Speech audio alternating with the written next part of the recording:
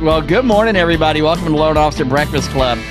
Steve Kyle's better-looking twin brother is okay. Don't worry. Everything is all right. Glad to have you here. Yeah. It is November 25th, 2025. Wow.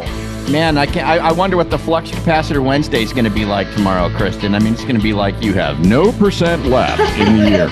Negative 12.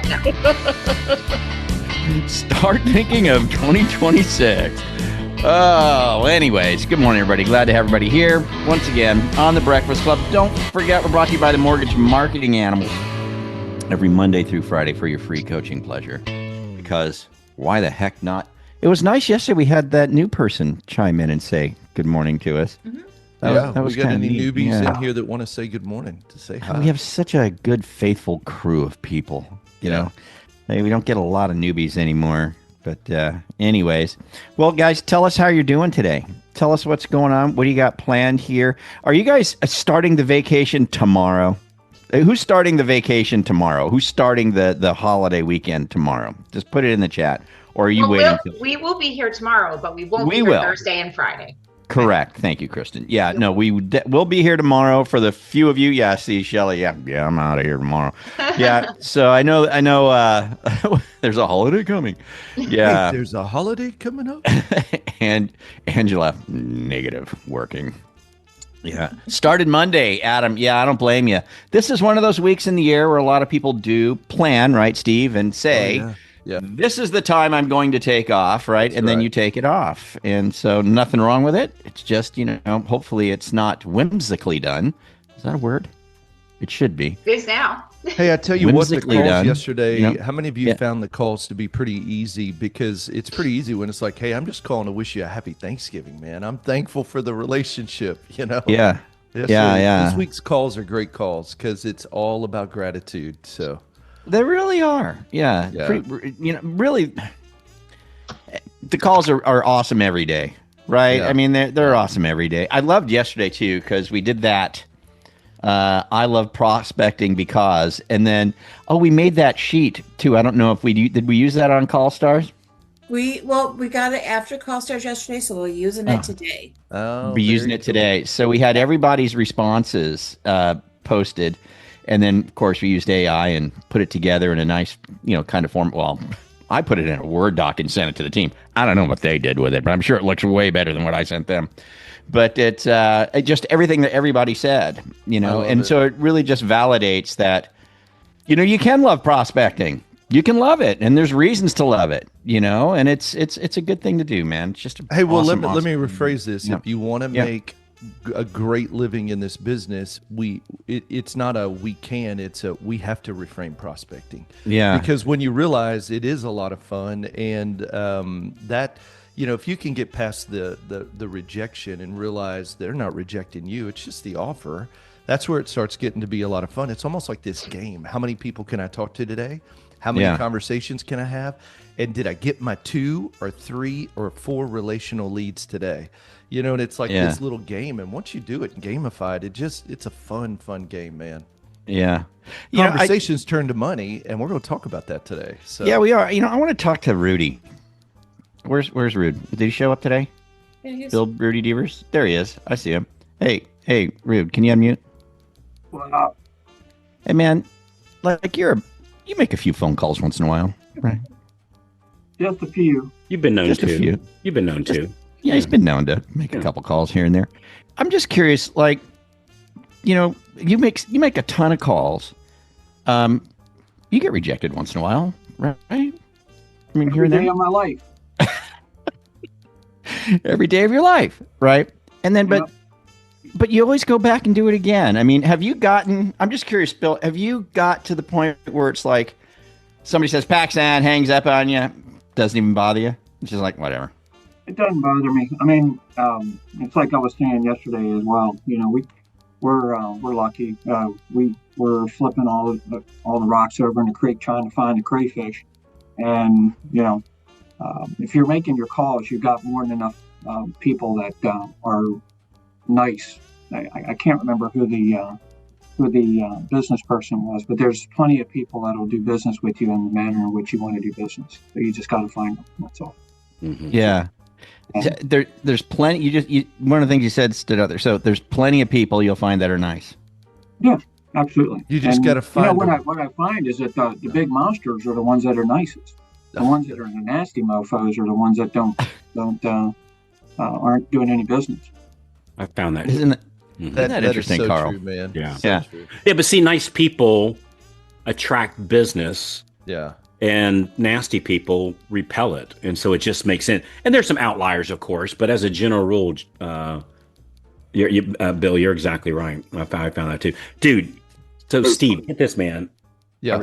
I recorded a podcast yesterday. I called this lady. I don't want to say too much. I want you to go listen to the episode. This lady, her team closed 191 loans. What? And wait. Which would be a good year, right? That'd be a really good year. 191. She did it. It wasn't for the year. It was for the month of October. What? 191 for the month of October. Isn't that crazy? Wow. That is just phenomenal. Like, yeah. So insane. she said the secret. She said, "Here's the secret. It was two things: high visibility, high activity. Go high figure. visibility, high activity. Go figure. That's it. Was it that girl in Baltimore? What's that, Bill? Was it that girl that was in Baltimore that? So Tammy Saul. Tammy Saul is another big hitter, right? Yeah. You know what is it, Kristen? That all these are not all, but most of these big hitters have one thing in common. Yeah. What is that one thing they have in common? What is that? What is that, Kristen? Ethic? What's that? I said work ethic. Yeah, that too. That too. They're ladies. They're ladies. I know. They're ladies. They're ladies. Just goes to show you they're the ones that are in charge. Like literally, and I'm not saying this to be funny. Right.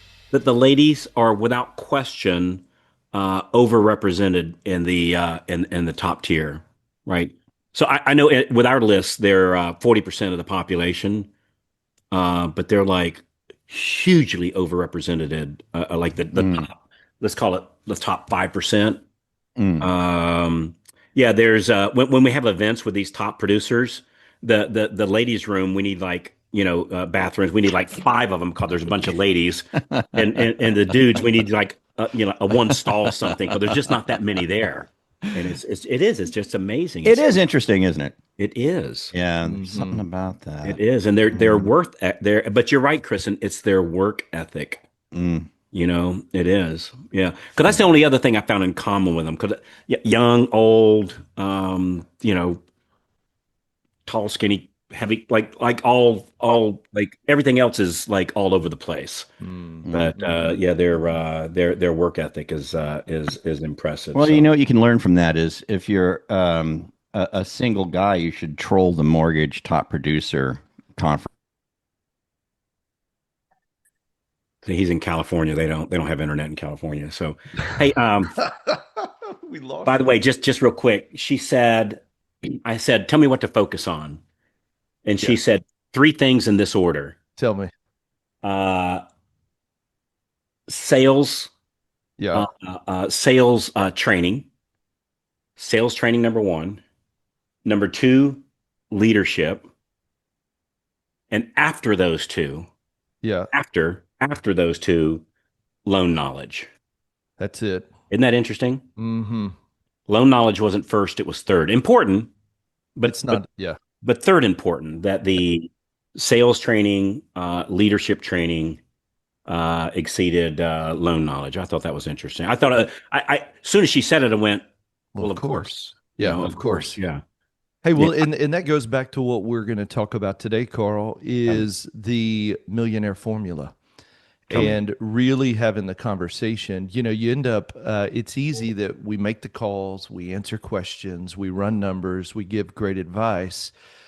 We even update on the file, but skip the most important part. What do you think that is, Carl? I honestly don't know. It's the moment we make the offers, which is sales. And the millionaire formula, and this is something that you talk about a lot, offers minus no's equals money. If you're getting value from this already, go ahead and tap that like button. It helps more loan officers find content that actually makes a difference. And hey, if staying ahead of the market and learning what's really working in our industry matters to you, hit that subscribe button and ring that bell so you don't miss another episode. We read every comment, so drop your thoughts down below. We'd love to hear from you and know what's working or what you'd like us to cover next. Thanks for tuning in, and we'll catch you here next time. And I wonder how many of us and how many people yesterday had conversations where there wasn't a direct call to action or an offer made in that conversation. And, and so one of the things we thought we'd talk about today where are the areas in your business that you can actually make even more offers? And Carl, talk to us about that. What are your thoughts on that? Because when you're saying sales training and leadership and then loan knowledge, the first thing I thought about, at 191 loans, her and her team are simply making more offers. That's all it is. It's they focus. I mean, it's no secret. They focus on phone calls. That's it. I mean, that's really it. The other thing I thought was interesting, what they did, which was what we used to do, and then we kind of thought we had a better way, was she focuses solely on her local markets. Yeah. Yep. And so she's not real big into which there's an argument for that. I'm not totally sold on that one. Where like if you're in, I don't know, Bend, Oregon, beautiful place. So if you're in Bend, Oregon, focus in on the Bend, Oregon market. Hyper-focus and be the mayor of your city, town, county, and region. Yeah. Which is true. Unless, you're like our friend Jen Conley and you're in Chillicothe, Ohio, Right. which I've been there. Mayor It's a of your beautiful state. Yeah, it's a beautiful little place, Right. but the key word there is little, So she said that for most people, she recommended instead of going super wide, just go deep right where you are. And she preferred the belly to belly as opposed to the Zoom, which would work in some places, but like you get in Atlanta, belly to belly is challenging. Yeah. Sure. It's an hour and a half each way. I mean, you can go Did you across mention how long she's been in the business, Carl? A while. So she's a seasoned Yeah. pro. Yeah. Yeah. Hey, but you know what else was funny? You know what's funny? Steve, ask me what their conversion rate is. What's their conversion rate? Guess. Conversion for what? Which part? What's the one number that keeps popping up all the time? Oh, yeah. Ask the number of leads. Ed, I would say 18%. Yeah, you're almost dead on 16%. 16 to 18. Yeah. Well, she said 16%, and I about peed my pants. It was like that number keeps coming up. So she wasn't better at converting. She made more offers. More offers. That's Interesting. it. Or the team. It's a big team, you can imagine. Yeah. But you got to remember this, because it's easy to discount it. And it's like, well, how big's their team and how many people? But you got to realize every team starts with one. Yeah. The question is how fast you begin to ramp up. And as you ramp up, are you putting more people? So let's do this. The encouragement today is more offers equals more no's equals more money, with a conversion rate of about 16%. So here's what I thought we would throw out there just real quick. There's 9 opportunities, and there's even more. I mean, as I was thinking through them, I'm like, dude, there's so many more, but maybe some of these are areas that we could add more offers. And so let me just give 3 categories and we'll talk about this, and then I'll show you the 9 opportunities. Number 1, with your agents. With the agents you're currently working with, there's 3 ways to make more offers. Number 1 is in the phone conversation. Number 2 is in emails. And number 3 is in direct text. And it's easy to kind of forget that there's multiple ways when talking to your agents. And then here's another one, your active buyers. When we're having conversations, making an offer, when we're emailing or sending out a direct email to everybody who's pre-approved and looking, or all of your leads that maybe haven't closed, or a direct text. And then a third area would be past clients, phone calls, emails, and text. And of course, there's other areas, but just breaking down, like let's break this one down and we'll talk about it. Like in our agent phone conversations, how are we asking for or making more offers? We're asking if there's, hey, before we say goodbye, we say, no, Yeah. is there anybody? Yeah, we just simply ask anybody I can help you with this week, or I can pre-approve for you this week. If they say no, can I count on you for the next one? Yeah, that's it. And Yeah. and then the same thing on direct emails. Just even an opportunity to send an email. The cadence, a good cadence. Carl, I'd love to hear your opinion on this, but maybe even not maybe, but twice a month, like on just a straight call to action. I know in the membership we talk about our email campaigns that are teach, tell, touch, sell, but are we doing a direct call to action that just says, "Hey, on a Friday, are you working this weekend? I'll be around if you've got any buyers who need to get pre-approved." A direct call to action, Mm. or even our Thursday text that just says, "Hey, who do you have today that I could help you get pre-approved to make sure it's a good use of your time?" Because I wonder if sometimes we're not getting more because we're forgetting to ask for the business. That's a good point, man. It's interesting. There's different mechanisms that we communicate, right? And we Yep. can always ask for more business in any of those mechanisms. Well, and even making it a process where twice a month you send out an email that just says, "Hey, if you're working this weekend, I'm working," or on a Right. Thursday. And then twice a month on a Thursday, you just send a text. Because you got to realize this: the more offers we're going to get, the more opportunities. Hey, and the same thing with buyer conversations. Like when we're talking to our buyers, are we using the script? Can I ask you a quick favor? Do you have any friends, family, coworkers who are looking to buy, sell, or refinance that I could help, and or that I could work with that are maybe looking to buy in the next 3 to 6 months? The question is, are we tracking it and are we asking? Hey, Yeah. and I'll tell you a really cool thing that just happened. I texted it to Carl. It was a week and a half ago. So I sent a direct call to action to my past clients. And literally, here was what the email said. It said, "Can I ask you a quick favor? Do you," and literally, that was the subject line. Carl loved that. "Can I ask you a quick favor?" And it was just a plain body text with no email signature or anything. It said, "Do you have any friends, family, coworkers thinking about buying, selling, refinancing in the next few months that you'd feel comfortable introducing me to? If so, reply with their name and number, or call me directly or text me, and I'll take great care of them." Steve, Friday morning, literally 30 minutes after the email went out, a past client said, "Hey, my sister's under contract. They hate the lender they're talking to. Can you talk to them?" That loan's closing Tuesday. So that's the one we lost. Oh, God. Yes, yes. But you know what I kept hearing, and what I just keep hearing is, "Carl, it's you. It's like, okay, am I making enough offers?" And then you'll hear things like, "Well, I don't want to be salesy, and I don't want to," You and know I what don't. I think about that salesy thing? Well, but I mean, it really comes up. You'll be like, "I don't want to be a bother." But what I'll tell you is this: you're not a bother if you're taking great care of people. It's just asking for the business in a really cool way, and people want to refer you. They just forget. What do you think about the bother thing, Carl?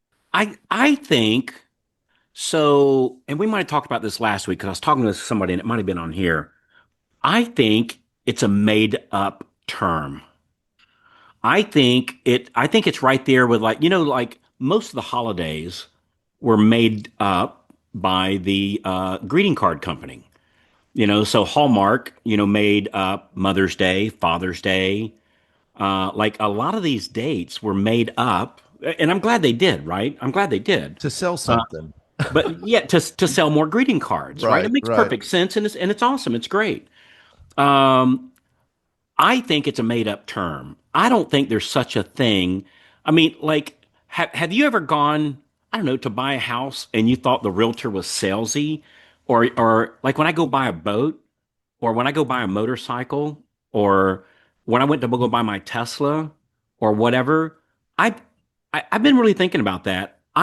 When I went to go buy a suit, not that I own one, or I think you shoes. own one. Yeah, or shoes. I go buy shoes. Yeah. I'll go to the shoe store. "Hey, man, what are you looking for?" "I'm looking for this." "Oh, these are nice. These are real good." And, well, what's good about them? "Well, they're this, Right. this, that." What part of that is salesy? Like, what does that even mean? I don't even know. Yeah. I Yeah. think it's a made up term that to sell us stuff that we Mm. probably don't even need. And I think it's a made up term. I don't know if that there is such a thing. I mean, we see things like on, sitcoms or something where you see somebody that's like over the top kind of thing. But like as far as somebody like offering their service and explain to me how they can help me, especially if I'm in their store, if I'm looking Right. to buy a Right. house, Right. I need a mortgage. How can you be salesy to me? Yeah. I don't know if that there's really such a thing. I think it's the boogeyman under the bed that doesn't exist, and then we hold off. You know, the penalty of it is it's holding us back from where we want to get because we don't want to be the boogeyman under the bed, and there is no boogeyman under the bed. I don't Mm-hmm. Mm-hmm. Mm. I know. and recognize that it's a limiting and false belief. I mean, the reality is you're engaging with people that actively need your service. The question is who they're going to use, and if you believe you're the right solution to them, then why would we step back and not make the offer? You know. I feel like Mhm, you're almost mhm. doing them a disservice, right? By not offering your I think you service. can take almost out of the equation. How many times have Yeah, other lenders botched a transaction or given right. horrible? Yeah, You, you know, absolutely. I've given the example sometimes of they got a flat tire on the side of the road, Yeah. Mhm. and Yeah, there you we're driving by with our tire truck, and we're going down the road, and we see somebody on the side of the road, and we go, well, I don't want to pull over and offer to sell them a tire because I don't want to seem salesy. Dude, they're on this like they're on the they need side a of the road. tire. They need a tire. Like yeah, I don't, you know, and every realtor needs a lender, and Oh, that's such a good every financial illustration. planner needs a lender, and every divorce attorney needs a lender that they can refer to. And so these people they're going through a divorce. They've got money being you know, not utilized for with their financial planner. The realtor needs to find a lender. They got a flat tire on the side of the road. What kind of a jerk would drive Mm, by them and wave with a truck full of tires in the back because they're, you know, and it's dark and, you know, they're in a, you know, a dangerous area. Like, I don't know. I honestly think that's a made up term. Mm. mm. Yeah. Such a good framework. Yeah, and something we just get buried in our brains and hold on to, which is just crazy. But The boogeyman under the bed. yeah, hey, Steve, I Mhm. want to ask you something, and I know you got a lot more to touch on, if and we probably aren't going to make it through. But that email, can Yeah. I ask you a favor? Yeah. And then just so simple. That was it. Um, what's your thoughts on, like, how often would you send something like that? Well, I'll Like, tell you how many what, times do you email? Do you email every week? yes. Everybody? So, Okay, so you're on a weekly regiment then. yeah, well, and I'll tell you, your email is just I mean, it's a gold mine. So I'll send an email. I'll give you an example. I sent a refi email yesterday, and I've got an appointment this afternoon with a client, you know, $700,000 refi. Yeah. You need to be using your weekly emails, and the cadence for past clients would be one consistently a week, and Yeah. every other week drop a second one that has a direct call to action. Okay. So, and So every one of them consistently has one a a week, and then twice a every month, other week they're going to get two. just a direct call to action. But Direct call. also one thing I would just encourage: every email has, like, probably one in four doesn't have anything, but most 90% of them have some sort of a call to action or a super signature that leads them somewhere. Mhm. Yeah. And so when you're emailing, I personally, and Carl, you're the email king. I would say the cadence I'm finding is working with the past clients, Yeah. is one a week, and then every other week I drop something that has a call to action in it, and it's working well because every one of those I'm getting people respond, book in, Mhm. and then with agents it's twice a week for me. Two emails a week. Yeah, I do one on Tuesday, one on Thursday. I'm finding that 9:12 in the morning, in eight between 8 and 9:30 has been a really good open rate. Mhm. And so for us, that cadence has been high value. You know, and everything has a call to action, but probably every other week it's a, if you're working this weekend, I am too, Thursday text. So Mm. every other week has a direct call to action with the agents as well, and it's Mm. really working well. But Mm. emails are critical. I think emails are a big part of what we do. You know what holds Mm. most people back, Steve, is What's that? they'll yeah, but I had somebody tell me I'm sending too much, Mm. and it's like Yeah, but you had one. yeah, So yeah, that's the whole point. yeah. Yeah, I Yeah. had somebody tell me I had four of the 12,000 I send out. Four people said I'm sending Right. too much, and well, I don't want to do that, you know. And Mm. look, if you're not having some opt outs, Oh yeah. you're Yeah, not yeah. sending often enough. I'm Yeah. just Yeah. yeah. Yeah. Hey, If you well, want we to make get more money, paralyzed. go ahead, Steve. We get paralyzed. I had a guy last week in Houston in one of the deals. He literally took the time to respond, and he was super ugly in it. He said, "Keep sending them. Every time you send it, I mark it as spam." And the first thing you're like, "Oh, I hate stuff like that," but I'm like, look at the thousands of other agents getting it that are responding. But it's the tendency, it's like, "Ooh, I don't like it." Yeah. Well, just keep going. Yeah. Mm. Hey, and I tell you one thing, I know you didn't, but I know your heart. When somebody throws a rock, never, ever, ever throw rocks back. Oh, Nah. for Like sure, ever. for sure. Because my natural response would be, yeah, and I just marked your reply as spam. So every time you mark me as Yeah. spam, I'll be replying back. Uh, That's my natural tendency, right? But I, I would never, don't ever, ever, ever do that. No, no, no, no. Never. Well, and you got to just remember this: they're not rejecting me; they're rejecting the offer. And Well, they don't know oftentimes, you. yeah, when they reject the offer, it may even just be not now, but in the future. Yeah. So I think you just here's the key. There's 9 areas. Let me just say these real quick. yeah. And there's more behind it. And if you want to know more, book a time with the team because we'll walk you through it. Jen, maybe drop a link where anybody who wanted to know. Somebody said, "What are the scripts?" We'll give them to you. Hi, thanks for enjoying Loan Officer Breakfast Club here on YouTube. I just wanted to drop in and remind you that if you're a newer loan officer and you're trying to get to that 2 or 3 deals a month, or if you're seasoned and you're trying to get from 50 to 60 or 60 to 80, Mortgage Marketing Animals has you covered. We've got the full gambit from start to finish, top to bottom. Everything you need is at mortgagemarketinganimals.com. There's a reason that mortgagemarketinganimals.com is the #1 mortgage coaching platform in the country. So check it out, mortgagemarketinganimals.com. But I think about your agent phone conversations, agent direct emails, agent direct text, and you'll find there's a pattern. Active buyer phone conversations, active buyer direct emails, active buyer text. That's 6 areas already. Now, the next one is past client phone calls, past client emails, and past client text. And if you'll just start in those areas, you're intentionally building 9 opportunities to ask for the business in a really cool way. And just to put it in perspective, now think about this. What if you've got milestone updates where you ask for the business on your social media post where you don't just post, but then ask for the business in a really cool way. I mean, the list goes on. We could put together a list of probably 20 ways to make an offer. I think what happens in the purpose of this morning's Breakfast Club is just to remind everybody that activity without asking can be fruitful, but it's less fruitful than if you make sure that every activity has a call to action. And that's where we win.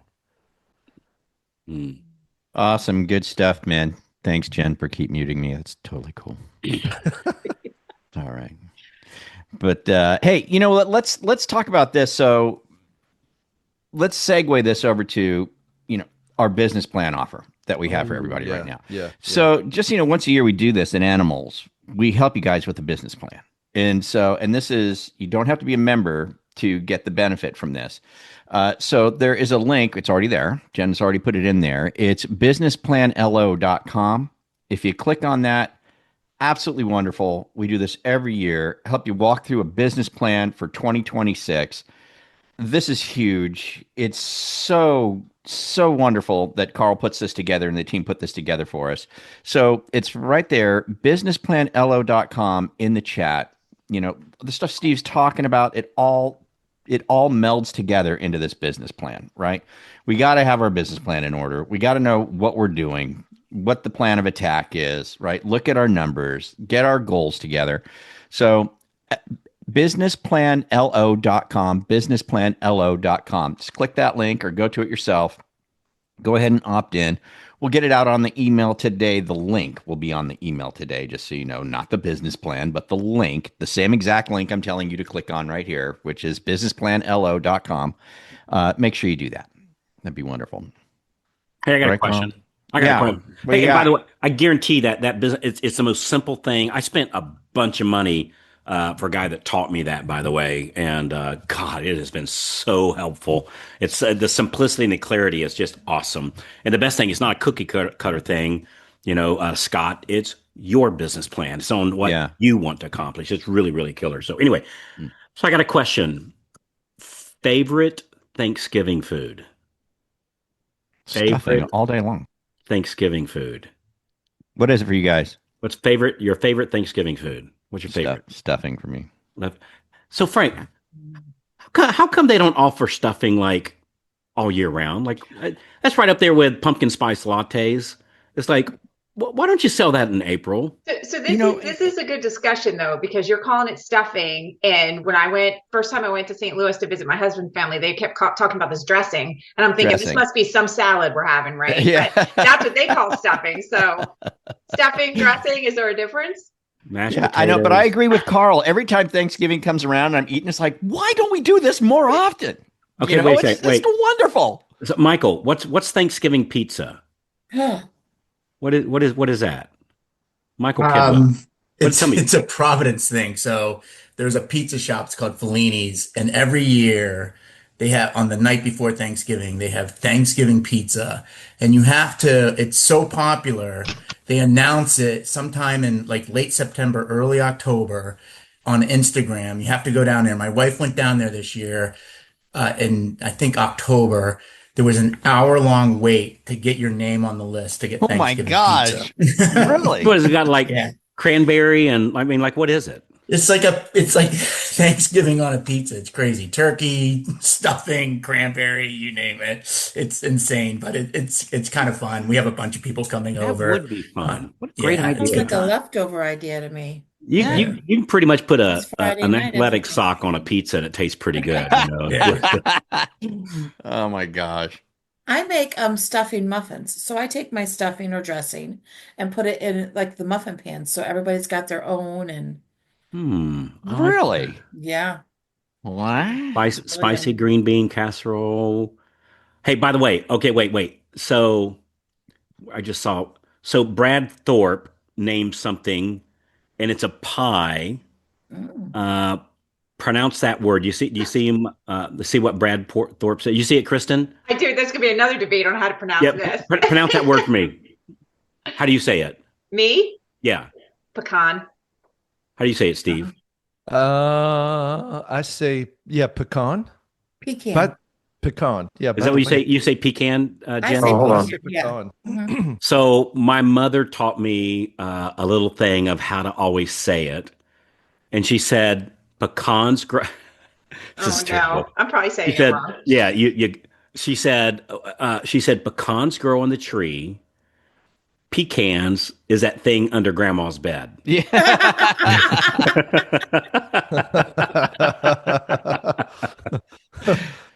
Oh my gosh.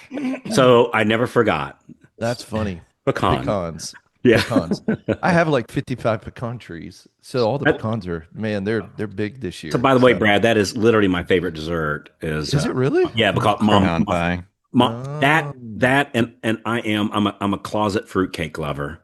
What? Really? Yeah, but see, Mom used to make it like at Thanksgiving time. We were poor, and so that's what we gave, to other like relative families, and didn't cost much to make a fruitcake. And so yeah, she would like for about 3 days make, I mean, literally probably 50 of them, literally. Um, and it was just such a great time. I remember, being, 5, 6, 7, 8, 9, 10, and at Mom's, skirt and helping her make fruitcakes. And so, yeah, to this day, I'm a closet fruitcake, which you never get when you go to somebody's house because nobody ever serves it, right? So, Right. So if you go to Claxton, Georgia, if you buy a fruitcake and you look where it was made, odds are it's Claxton, Georgia, is where you had your fruitcake, and they have a store there that is just incredible. It's really, really good. So, Wow. yeah. Anyway, Good stuff. Well, fun day today again. Yesterday was fun. meeting. Today is fun. Let's go ahead and get on out of here. Don't forget, what is it? businessplanlo.com, right? Thank you for the shout out at the beginning of the call, new guy.